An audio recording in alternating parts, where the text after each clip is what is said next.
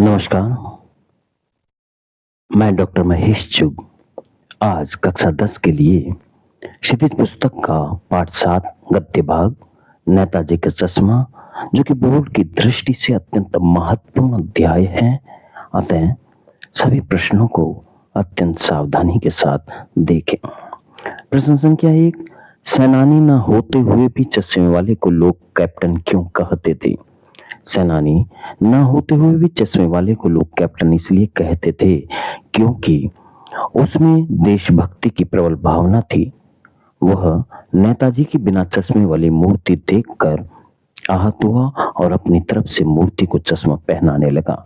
उसकी इस भावना को देखकर लोग उसे नेताजी का साथी या सेना का भूतपूर्व सिपाही समझकर कैप्टन कहते थे।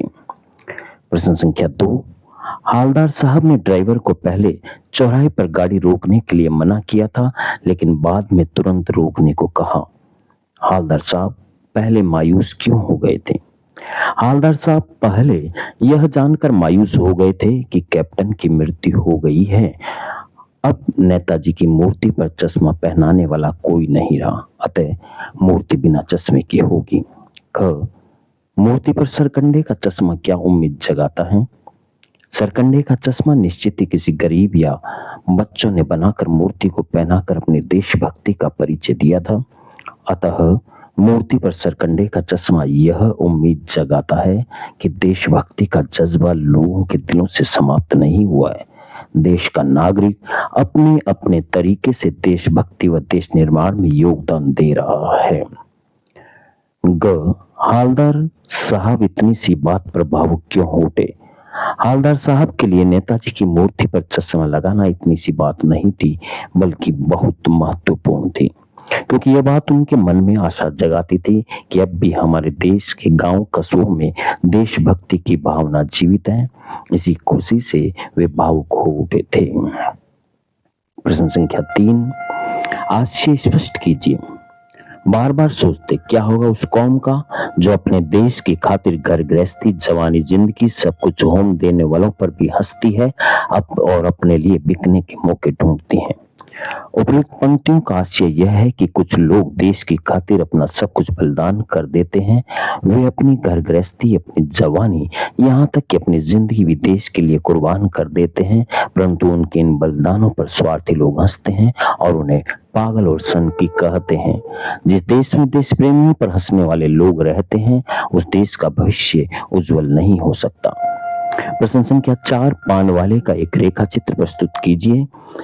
पान वाला काला, मोटा और खुश मिजाज आदमी था। उसकी तोंद निकली हुई थी। वह अपने मुंह में पान टूसे रहता था।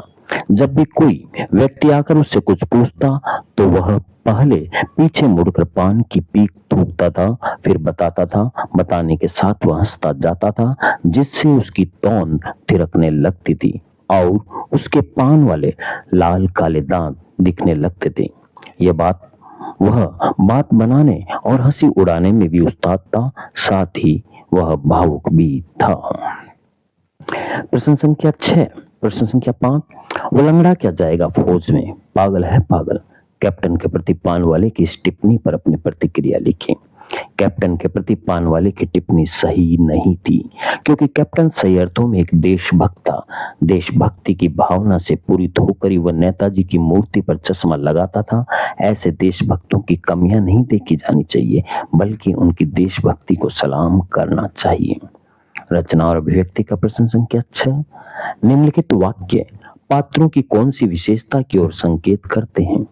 हालदार साहब हमेशा चौराहे पर रुकते और नेताजी को निहारते। यह वाक्य हालदार साहब की देशभक्ति, नेताजी के प्रति अपार सम्मान और श्रद्धा की ओर संकेत करता है। क, पान वाला उदास हो गया। उसने पीछे मुड़कर मुंह का पान नीचे थूका और सिर झुकाकर अपनी धोती के सिरे से आंखें पोंछता हुआ बोला, साहब, कैप्टन साहब मर गया। यह वाक्य पान वाले की कैप्टन के प्रति संवेदनशीलता और मृत्यु पर अत्यधिक दुख होने की भावना की ओर संकेत करता है। कैप्टन बार बार मूर्ति पर चश्मा लगा देता था। यह वाक्य कैप्टन की अपार देशभक्ति व नेताजी के प्रति श्रद्धा, सम्मान की ओर संकेत करता है। प्रश्न संख्या 7, जब तक हालदार साहब ने कैप्टन को साक्षात नहीं देखा था तब तक उनके मानस पटल पर कौन सा चित्र रहा होगा, अपनी कल्पना से लिखिए।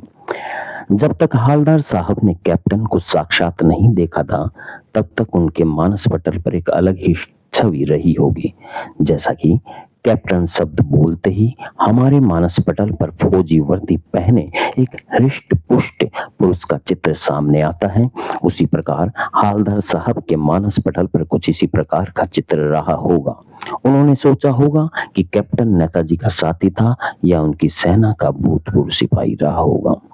प्रश्न संख्या 8, कस्बों, शहरों, महानगरों के चौराहे पर किसी न किसी क्षेत्र के प्रसिद्ध व्यक्ति की मूर्ति लगाने का प्रचलन सा हो गया है। इस तरह की मूर्ति लगाने के क्या उद्देश्य हो सकते हैं? इस तरह की मूर्ति चौराहे पर लगाने का प्रथम उद्देश्य तो उस प्रसिद्ध व्यक्ति के बारे में लोग जाने तथा नई पीढ़ी उससे प्रेरणा ले। दूसरा उद्देश्य चौराहों का सुंदरीकरण भी हो सकता है। आप अपने इलाके के चौराहे पर किस व्यक्ति की मूर्ति स्थापित करना चाहेंगे और क्यों?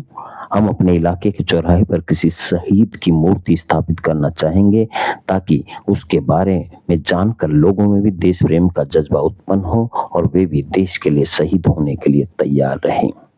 ग, उस मूर्ति के प्रति आपके और दूसरे लोगों के क्या उत्तरदायित्व होने चाहिए? उस मूर्ति के प्रति हमारे एवं दूसरे लोगों के निम्नलिखित उत्तरदायित्व होने चाहिए। चौराहे व मूर्ति की नित्य सफाई हो, मूर्ति की सुरक्षा की व्यवस्था हो ताकि उसे कोई नुकसान ना पहुंचाए। तीसरा, जिस प्रसिद्ध व्यक्ति की मूर्ति लगी है उसके जन्म दिवस एवं पुण्यतिथि पर कार्यक्रम आयोजित होने चाहिए ताकि उसके जीवन के बारे में लोगों को पता चलता रहे। प्रिय विद्यार्थियों, आगे भी आपको बिल्कुल सरल शब्दों में प्रत्येक अध्याय के प्रश्न उत्तर, व्याख्याएं इत्यादि मिलती रहेगी। अतः जुड़े रहिए और देखते रहिए। धन्यवाद।